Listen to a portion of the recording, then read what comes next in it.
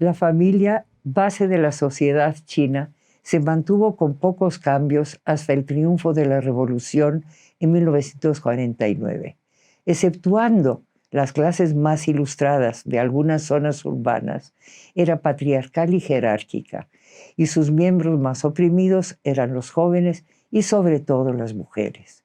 El patriarca tenía un poder casi absoluto sobre los demás miembros de la familia, administraba todos sus bienes y decidía el matrimonio de los hijos. La permanencia de actitudes confucianas era la convivencia en armonía de varias generaciones bajo un mismo techo. Sin embargo, no estuvo exenta de tensiones y conflictos entre intereses del grupo familiar y la felicidad personal, entre el orden jerárquico y la igualdad social, así como la de género. Después del triunfo de la Revolución de 1949, la familia tradicional fue uno de los blancos más atacados por el régimen postrevolucionario y casi no hubo ámbito en las transformaciones que llevaba a cabo el Partido Comunista que no tuvieran alguna relación con la familia. Es por eso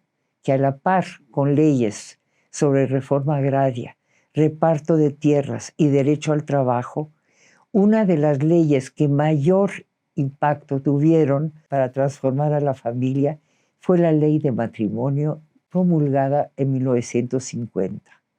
La ley de matrimonio de 1950 declaraba la igualdad de derechos sin distinción de sexo, no reconocía a un jefe de familia y prohibía los matrimonios arreglados, la interferencia en el matrimonio de las viudas, el compromiso de niños y el pago de dote.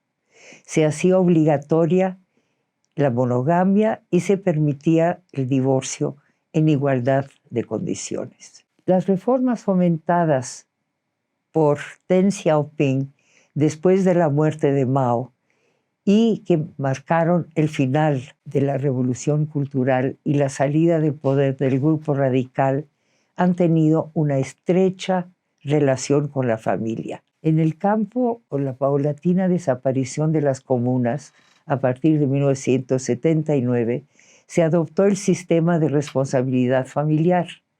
Este sistema provocó un gran aumento de la producción y el mejoramiento del nivel de vida de los campesinos.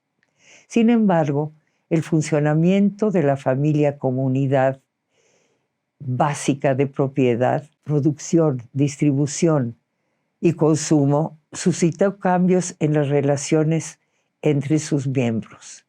La necesidad de mano de obra masculina dentro del seno familiar y la reaparición de ceremonias religiosas y cultos tradicionales agudizaron la necesidad de tener hijos varones. Por otra parte, la posición de las mujeres, a quienes se les asignaron tareas no remuneradas de reproducción o de producción casera, sufrió un gran deterioro. Justamente en el momento en que aumentaba la presión para tener hijos varones, el Estado propugnó una política de población en la que se limita a las parejas a tener un solo hijo. El instrumento jurídico que acentuó la consolidación del grupo familiar como unidad económica con deberes bien definidos hacia cada uno de los miembros es una nueva ley de matrimonio de 1980. Se hicieron modificaciones en cuanto al aumento de la edad legal para contraer matrimonio. Se aumentó de 20 a 22 años para los hombres, de 18 a 20 para las mujeres. Se definió la responsabilidad legal de ambos cónyuges en el control de la natalidad.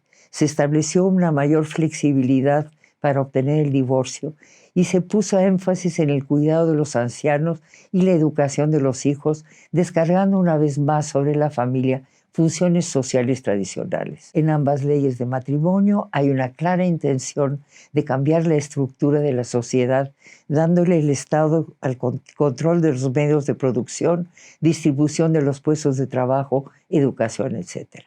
Hasta fines de los años 80, la transformación de la familia en China no se había dado mucho más allá de los patrones que habían fijado los cambios en la economía y la legislación después del triunfo de la Revolución. En una investigación que realizamos en 1987, mis colegas y yo, tuvimos la oportunidad de entrevistar a varias personas que hablaron sobre su situación familiar. Nuestros entrevistados en general se manifestaban satisfechos con su pareja, insistían sobre la importancia del respeto mutuo, mencionaban poco el amor, no aprobaban el divorcio salvo en casos extremos y en todos los casos los problemas entre parejas surgían por diferencias en la educación de los hijos, la ayuda económica a algún familiar de la pareja, y es preciso señalar que en la mayoría de los casos habían conocido a su pareja por los buenos oficios de terceros y no era necesariamente un producto de enamoramiento. El gran problema en todos los casos era el de la vivienda y el del espacio del cual disponían.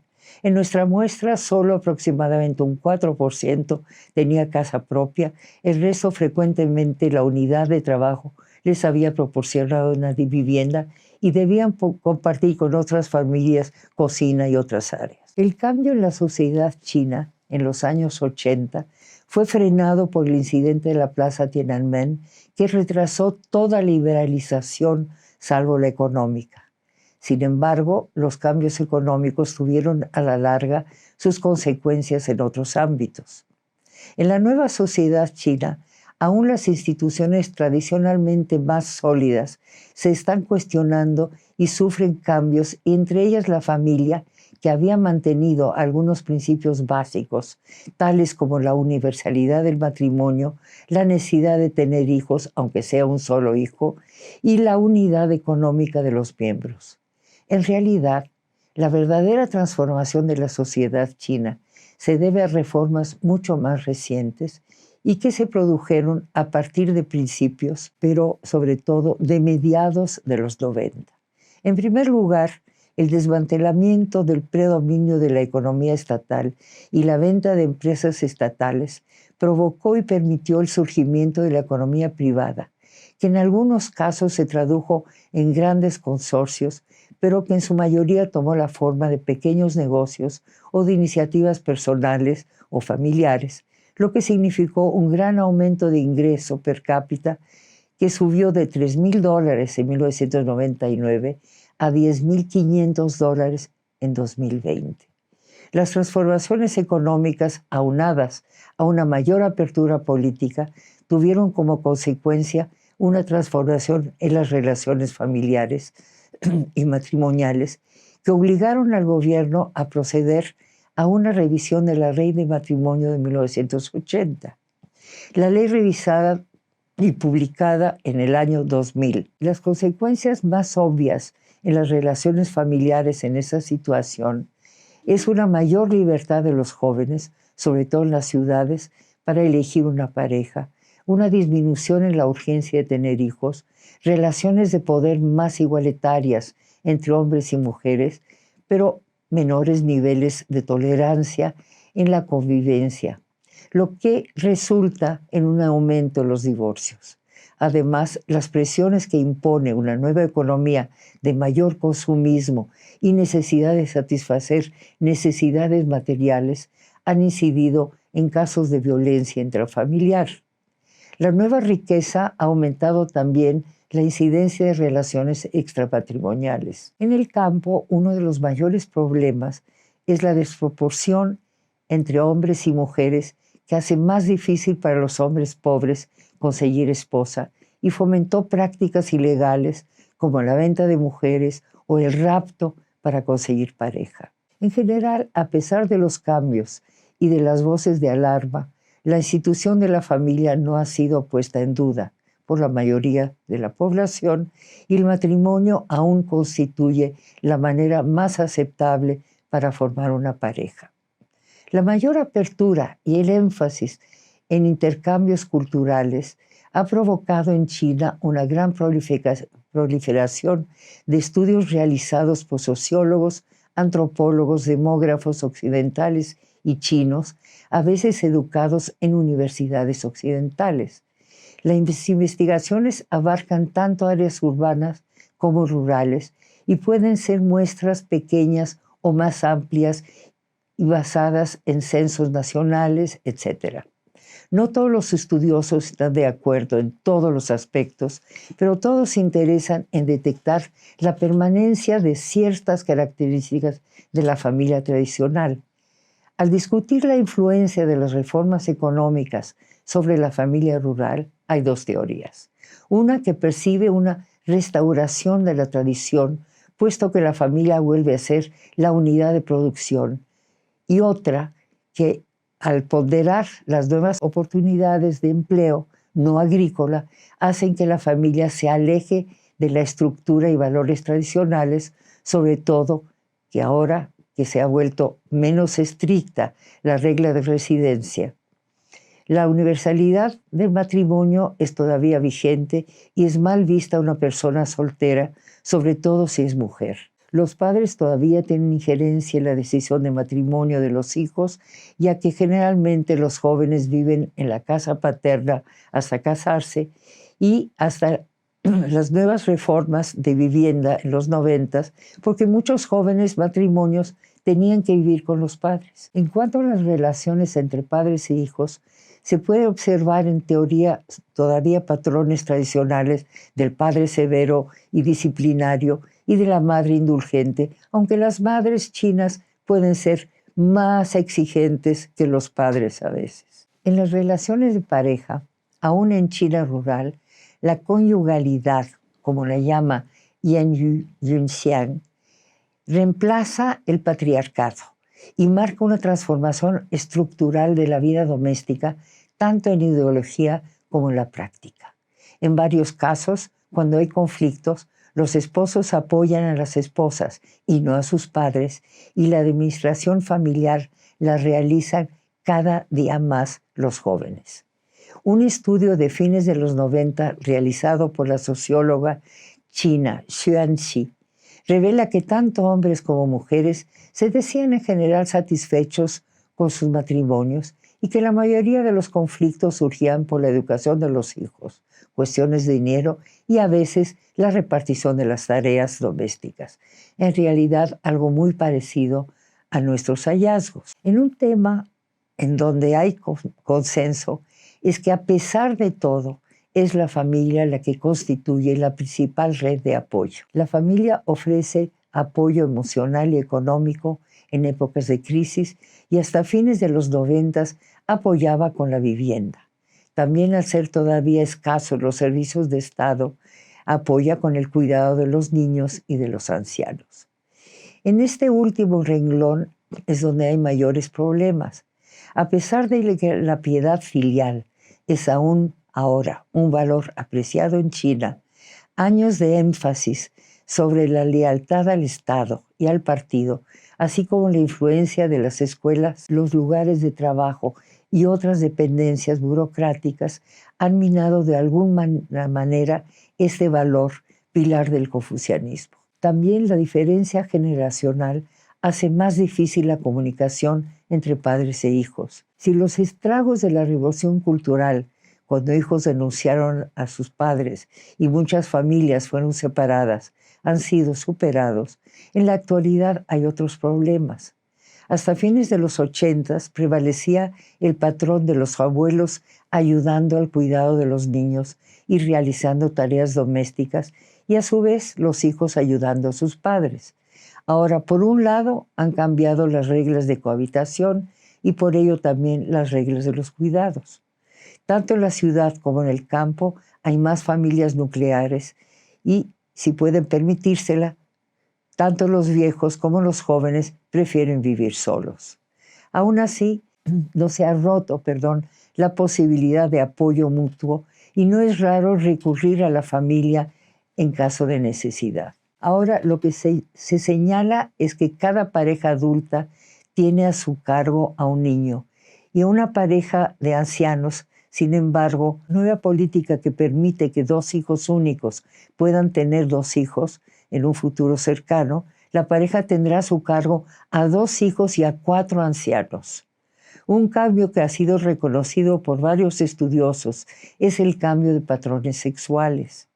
La sociedad china se ha caracterizado por ser conservadora en cuanto a la sexualidad, y con el advenimiento de la República Popular, la moral socialista siguió la misma tendencia. Sin embargo, en la actualidad se percibe una mayor actividad sexual entre los jóvenes, para quienes el sexo premarital y es algo más común. Según estudios, el 81% de las parejas que se casaron después de 79 había tenido sexo antes del matrimonio. Sin embargo, también es notorio que en la mayoría de los casos el sexo premarital es un preludio al matrimonio y no una mera aventura. Al mismo tiempo, los estudios demuestran que hay una gran ignorancia sobre sexualidad y, como consecuencia, hay un aumento en abortos y enfermedades de transmisión sexual. En el pasado, las relaciones sociales y el culto religioso se regían por normas de parentesco, lo que generaba agrupamientos de afines que reconocían a un ancestro común, formándose así linajes que participaban en ciertos rituales, el principal de los cuales era el culto a los ancestros, y que a menudo poseían propiedades comunales y un templo ancestral.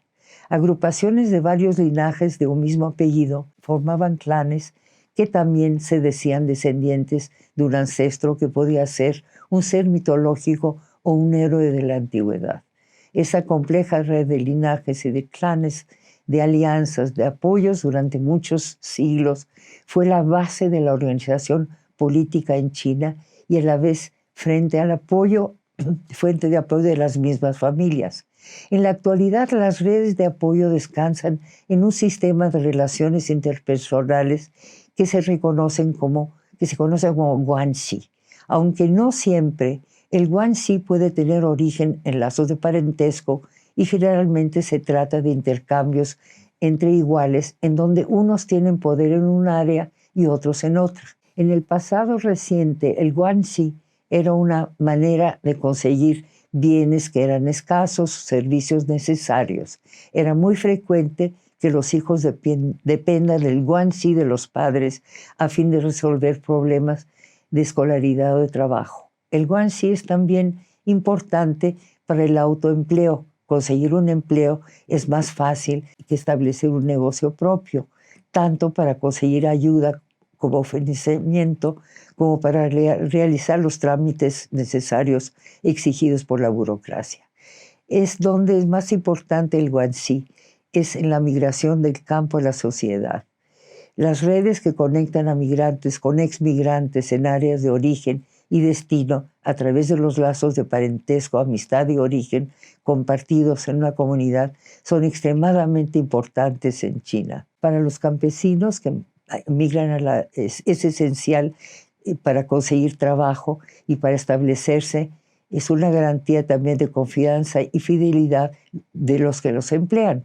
Sin embargo, a veces es un sistema que hace vulnerables a los trabajadores por la falta de contratos y por la discrecionalidad de los salarios. Se calcula que hay 120 millones de migrantes de campo a ciudades, en los cuales la mitad son mujeres, quienes en zonas económicas especiales llegan a ser el 70%.